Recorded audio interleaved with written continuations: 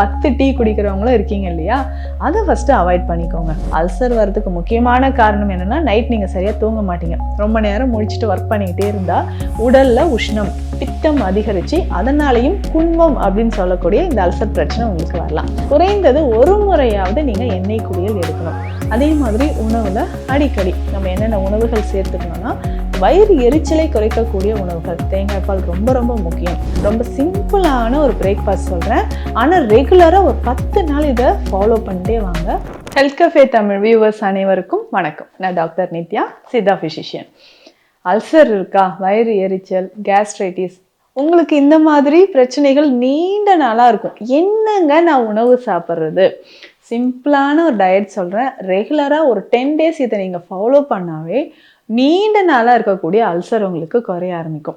நிறைய பேருக்கு இந்த அல்சர் இருந்தால் என்னென்ன சிம்டம்ஸ் நீங்கள் ஃபேஸ் பண்ணிட்டு இருப்பீங்கன்னு இப்போ நான் சொல்லட்டுமா? வயிறு எரிச்சல் இருக்கும், அதுவும் மேல் வயிறு.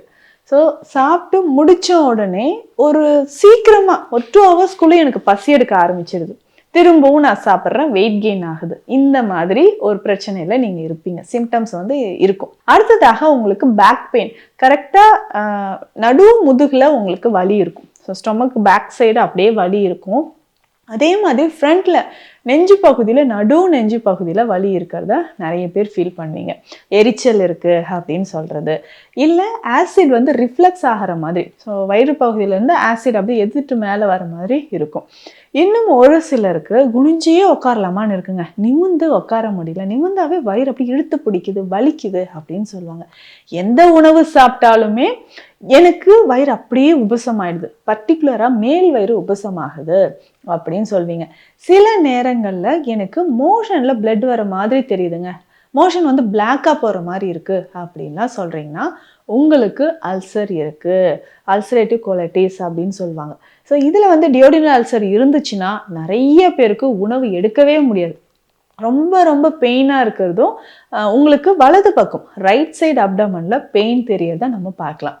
இந்த மாதிரி நீண்ட நாளாக உங்களுக்கு வயிறு சம்மந்தப்பட்ட பிரச்சனை, அல்சர் சம்மந்தப்பட்ட பிரச்சனையில் நீங்கள் அவதிப்பட்டுட்டு இருந்தீங்கன்னா கரெக்டாக எந்த மாதிரியான உணவு சாப்பிட்லான்றத நான் சொல்கிறேன். ரெகுலராக நம்ம பயன்படுத்தக்கூடிய உணவில் காலை உணவு ரொம்ப முக்கியங்க.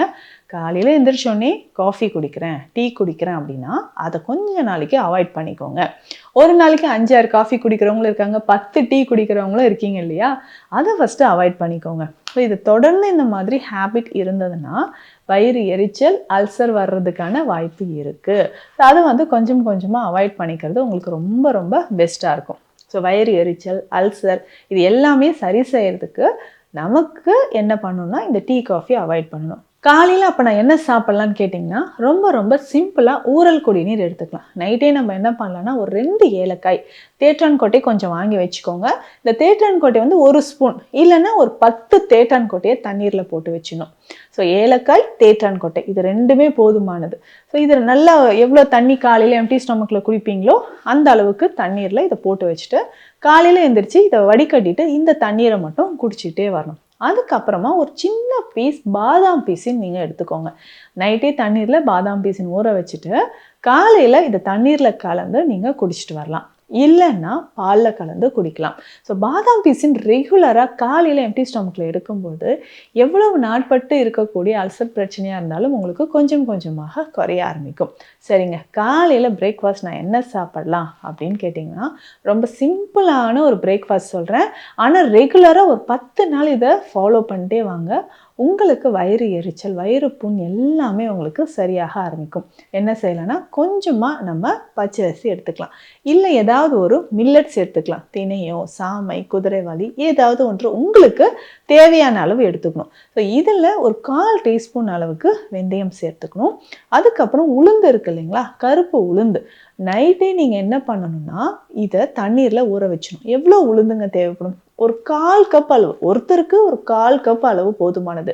கருப்பு உளுந்து நைட்டே நம்ம தண்ணீரில் ஊற வச்சிடணும். ஸோ காலையில் இந்த உளுந்தோட பச்சை அரிசியோ இல்லை நம்ம ஏதாவது ஒரு சிறுதானியமோ இதனோட சேர்த்துக்கலாம். இதனோட நம்ம கொஞ்சம் வெந்தயம், ஒரு 10 பல் பூண்டு இதனோட சேர்த்துணும். ஸோ ஸோ எவ்வளவு அளவுக்கு நமக்கு உளுந்து நம்மளுடைய அரிசியோ இல்லை சிறுதானியமோ இருக்கோ அதுக்கு 4 மடங்கு தண்ணீர் எடுத்துக்கணும். இந்த தண்ணீரில் என்ன பண்ணணும்னா முக்கியமாக தேங்காய் பால் சேர்த்துக்கோங்க. 4 மடங்கு தண்ணீர்னு சொன்னோம் இல்லைங்களா, 2 மடங்கு தேங்காய் பாலும் மீதி 2 மடங்கு தண்ணியே எடுத்துக்கோங்க. இதை நல்லா விட்டுட்டு இதுலேயே இதை நல்லா வேக வச்சு எடுத்துக்கணும். ஸோ கொஞ்சமாக இதனோட உப்பு சேர்த்துக்கோங்க. நல்லா வேக வைத்து இதை டெய்லி காலையில் கஞ்சி மாதிரி குடிச்சிக்கிட்டே வாங்களேன். உடலுக்கு அவ்வளவு நன்மை தரக்கூடியது அப்படின்னு சொல்லலாம். உங்களுக்கு தேங்காய் பால் எடுக்க முடியலனா பசும்பால் கூட சேர்த்துக்கலாம். பட் தேங்காய் பால் எடுக்கும்போது சீக்கிரமாக நமக்கு குணமாகிறதுக்கான வாய்ப்புகள் இருக்குது. டெய்லி காலையில் இந்த கஞ்சியை நீங்கள் குடிச்சிக்கிட்டே வாங்க. ஒரு 10 நாட்கள் குடிக்கும் போதே வயிறு உங்களுக்கு நல்லாவே எரிச்சல் குறைய ஆரம்பிச்சிடும், வயிறு புண்கள் குறைய ஆரம்பிக்கும். ஸோ இது சுகர் இருந்தாலோ பிபி இருந்தாலோ இல்லை கொலஸ்ட்ரால் லெவல் எனக்கு அதிகமாக இருக்குது அப்படின்னு சொன்னீங்கனாலும் எல்லாருமே காலையில் இந்த உளுந்து தேங்காய் பால் கஞ்சியை தாராளமாக பயன்படுத்தலாம். சித்த மருத்துவத்தில் நிறைய மருந்துகள் இருக்குங்க. ஃபஸ்ட்டு பார்த்தோம்னா ஏலாதி சூரணம், அடுத்தது அதிமதுர சூரணம், அசை சூரணம், இந்த மாதிரி மருந்துகளோட சுண்டை வற்றல் சூரணம் இதுவுமே வயிறு பகுதியில் இருக்கக்கூடிய எரிச்சலை உங்களுக்கு குணமாக்குது. வயிறு எரிச்சலை குணமாக்கி உங்களுக்கு இருக்கக்கூடிய அந்த பித்தத்தை குறைக்கக்கூடியதுன்னு சொல்லலாம். வயிறில் அல்சர் இருக்குது அப்படின்னா தவிர்க்க வேண்டிய உணவு, ஸோ கண்டிப்பாக காரமாக இருக்கக்கூடிய உணவுகளை தவிர்த்துக்கோங்க. இந்த பச்சை மிளகாய் சேர்த்து செய்யக்கூடிய விஷயம், அதிகமான ஸ்பைசஸ் சேர்த்து எண்ணெய் சேர்த்து செய்யக்கூடிய விஷயம், இது எல்லாமே தவிர்த்துக்கோங்க. ஸோ ரெகுலராக இந்த மாதிரி உணவை நீங்கள் பயன்படுத்திக்கிட்டே வரும்போது கொஞ்சம் கொஞ்சமாக வயிறு பகுதியில் இருக்கக்கூடிய புண்கள் நமக்கு குணமாகுது, வயிறு எரிச்சல் நமக்கு குணமாகும். அதே மாதிரி லேட் நைட் சாப்பிட்றீங்க இல்லையா, அதையும் தவிர்த்துக்கோங்க. இரவு உணவு அப்படின்னு சொல்கிற ஒரு விஷயத்த ஒரு 7:30 8 o'clock 8 மணிக்குள்ளே இரவு உணவை நீங்கள் முடிச்சிடணும். இரவு தூங்கும் பொழுது கொஞ்சம் பால், இந்த பாலில் ஏலக்காய் பொடி கொஞ்சமாக மஞ்சள் பொடி சேர்த்துக்கலாம், இல்லை கசகசா. ஸோ இந்த கசகசா பொடி செய்து வச்சுட்டு ஒரு 1/4 டீஸ்பூன் அளவு பாலில் சேர்த்து குடிச்சிக்கிட்டே வந்தீங்கன்னா ஆழ்ந்த உறக்கம் வரும்.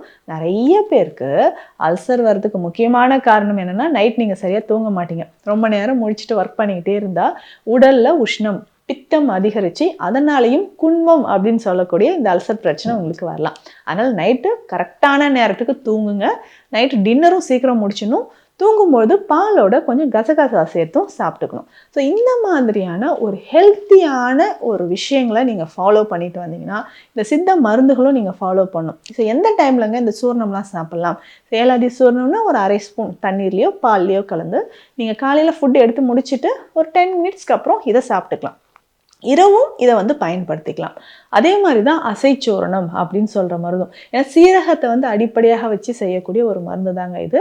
ஸோ இதை ரெகுலராக நீங்கள் ஃபாலோ பண்ணிக்கிட்டே வரும்பொழுது உங்கள் உடலில் இருக்கக்கூடிய உஷ்ணம் தனிய ஆரம்பிக்கும், வயிறு எரிச்சலும் குணமாகும், இரவு ஆழ்ந்த உறக்கம் ரொம்ப ரொம்ப முக்கியம். அடுத்ததாக ஆயில் பாத். ஸோ வாரம் 2 முறை, குறைந்தது 1 முறையாவது நீங்கள் எண்ணெய் குளியல் எடுக்கணும். அதே மாதிரி உணவில் அடிக்கடி நம்ம என்னென்ன உணவுகள் சேர்த்துக்கணும்னா வயிறு எரிச்சலை குறைக்கக்கூடிய உணவுகள், தேங்காய் பால் ரொம்ப ரொம்ப முக்கியம். ஸோ காய்கறி வகைகளில் நம்ம நிறைய ஃபைபர் கண்டென்ட் இருக்கக்கூடிய உணவுகளும் நீர்ச்சத்து நிறைந்த காய்கறிகள், சவுச்சவு ரொம்ப முக்கியம், நூக்கோல் முக்கியம், அதுக்கப்புறம் வாழைத்தண்டு, சுரைக்காய், வெள்ளை பூசணி, இது எல்லாமே உணவில் சேர்த்துக்கிட்டே வரணும். ஸோ இது எல்லாமே நம்ம கூட்டு மாதிரி சிறுபருப்பு சேர்த்து இதை மதிய வேலைகளில் நம்ம சாப்பிட்டுக்கிட்டே வந்தோம்னா ஒரு 10 நாட்கள் இந்த டயட்டை ஃபாலோ பண்ணி பாருங்களேன். ஸோ உடலில் இருக்கக்கூடிய வெப்பம் தணிந்து நமக்கு அல்சர் பிரச்சனை, வயிறு புண்களும் கொஞ்சம் கொஞ்சமாக குணமாக ஆரம்பிக்கும். இந்த பதிவு உங்களுக்கு பயனுள்ளதாக இருக்கும்னு நினைக்கிறேன். மீண்டும் அடுத்த பதிவில் சந்திக்கலாம். நன்றி. இந்த வீடியோ உங்களுக்கு பிடிச்சிருந்தா லைக் பண்ணுங்க, ஷேர் பண்ணுங்க, கமெண்ட் பண்ணுங்க. மறக்காம ஹெல்த் கஃபே தமிழ் சேனலை சப்ஸ்கிரைப் பண்ணிட்டு பெல் பட்டனை கிளிக் பண்ணிடுங்க.